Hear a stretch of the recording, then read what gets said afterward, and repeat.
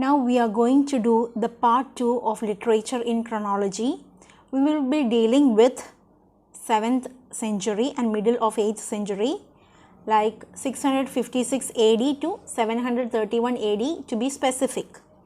So in 656 AD, Mercia gets converts to Christianity, and in 657 AD, Cadman's hymn Genesis A, Exodus, Daniel, all these works were written. Daniel from the Junis manuscript, which was in 950 AD. So let us see some details about these books, especially Cadman's hymn.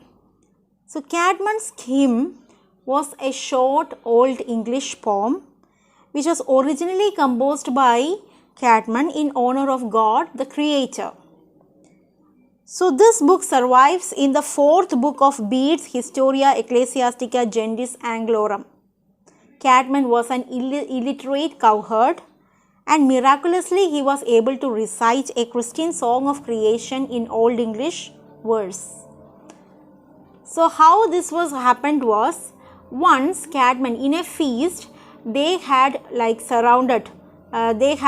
passed away, they had circulated around harp to play, and Cadman, because he was unable to play, unable to sing, unable to contribute a hymn or a song, he left the feast. So in the dream a man appeared and asked him to sing a song. Cadman responded that he was not able to sing, but the man asked him to sing, and he asked him to sing the song of the creation.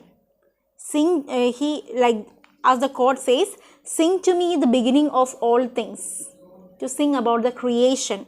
Then Cadman was able to sing verses and words which he never knew before.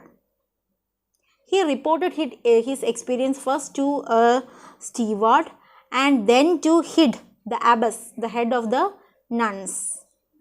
Hid, the abbess, she invited scholars to evaluate his gift, and he was in turn sent home to turn more divine doctrine into songs. The abbess was so impressed by his performance, and she encouraged him to become a monk. And Cadman learned the history of Christian church, and he created more music like the story of Genesis and many other biblical stories into songs, and which impressed his teachers. Cadman wanted to turn man from love of sin to love of good things. Hymn was recorded by literate individuals, and it was composed between 658 and 680. It was recorded in early 8th century, and it survives today at least in 14 verified manuscript copies. It is the oldest recorded Old English poem. It is one of the oldest surviving samples of German alliterative verse. The next book written in this period is Genesis A, which is Old Saxon Genesis, Old Saxon biblical poem. The story of the book of Genesis, dating from the first half of 9th century, is being mentioned. The 3 fragments of it is preserved in the manuscript in Vatican Library, Palatinus Latinus, in 1447. Genesis A, along with Heliant, a heroic poem based on New Testament, fragment of Heliant is found in the same manuscript, and it is the only record of Old English poetry. And this Heliant is the basis of the poem Genesis B. Now another book written in this time is Exodus, which is an old alliterative poem in the Junius manuscript. It is not a paraphrase of the biblical book, whereas it is a retelling of the stories, especially of the Israelites, how Israelites, like the flight of Israelites from the Egyptian captivity. The crossing of the Red Sea is done in like a form of a heroic epic, like the poems Andreas, Judith, Beowulf, etc. The densest, it is one of the densest, most indicative and complex poems in Old English. The focus is on debatable critics. It is the focus of debatable critics. The traditional heroic style is brought to its biblical subject matter. Moses is treated as a general. Military imagery spreads throughout. The destruction of Egyptians in the sea is treated just like a battle scene from Old English poems. It includes a beast of battle motif, which was very common in the poetry of the time. Malcolm Gordon said that allusive of battle illustrates this allusive of battle, how this biblical story is presented as a battle, shows how God defends his chosen people.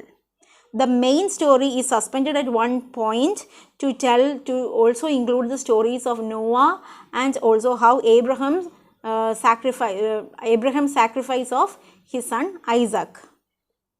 Another work written in this time is Daniel, which is based loosely on the biblical book of Daniel. The author and the date is unknown, and it is preserved. As it is preserved, it has got 764 lines. 764 lines long it is. There is an abundance of lines which Old English scholars considered as hypermetric or long.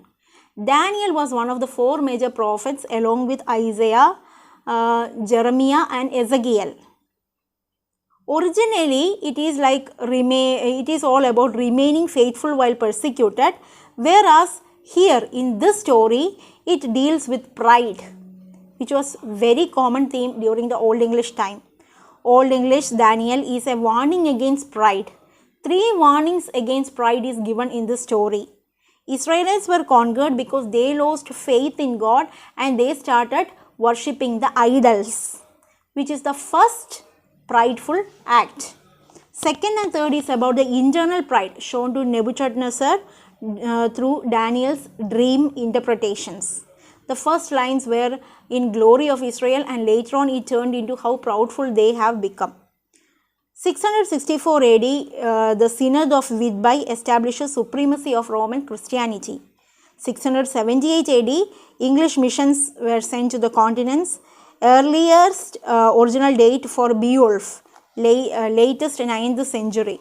So Beowulf's original date is 678 AD. Now we shall discuss the story of Beowulf. Actually, when we study literature, Beowulf is said as the most oldest one.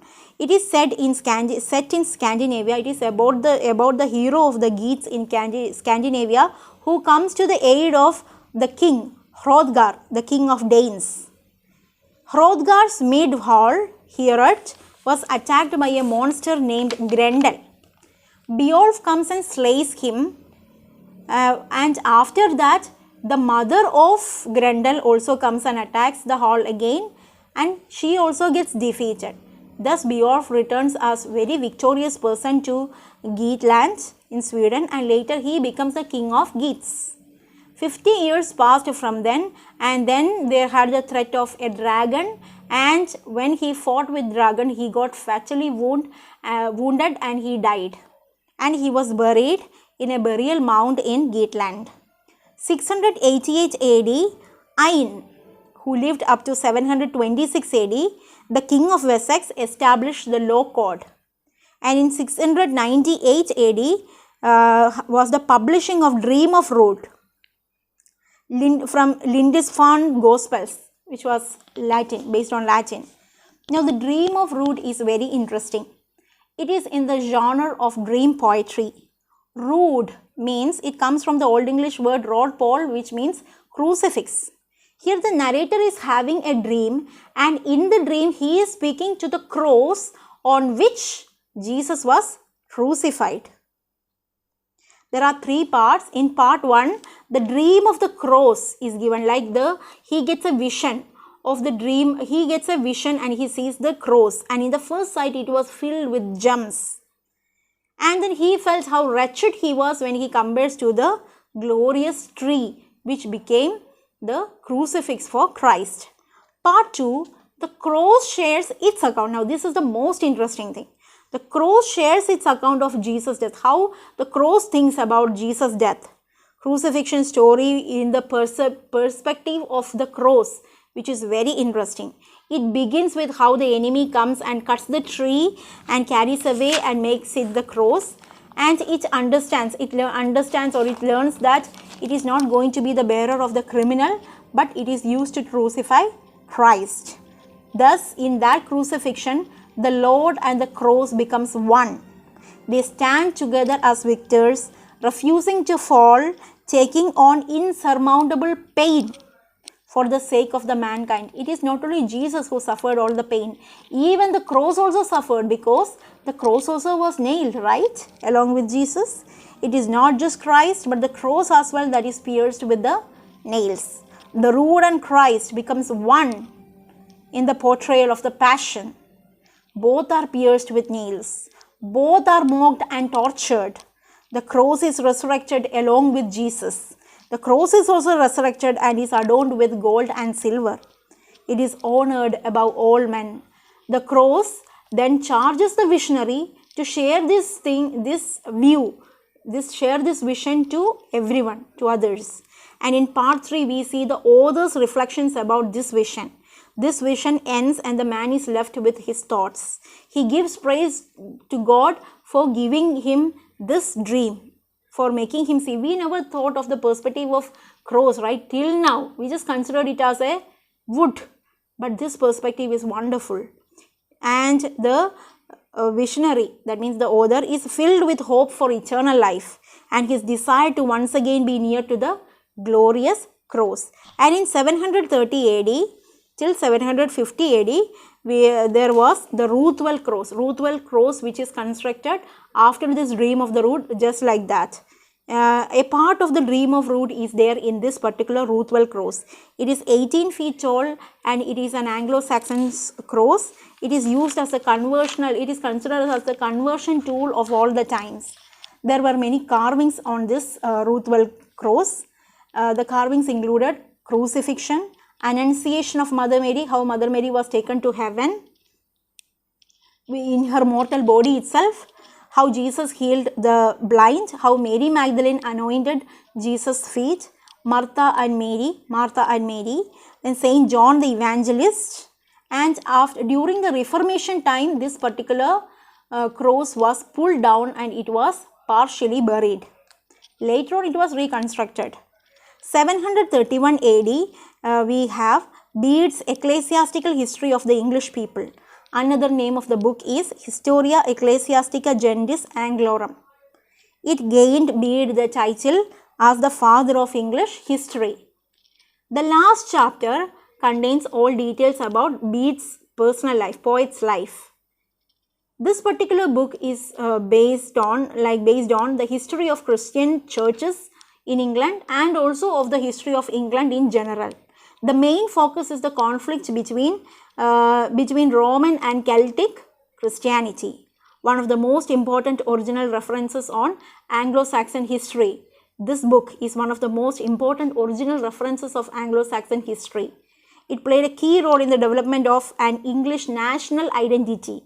It was completed in 731 AD when Bede was approximately 59 years old.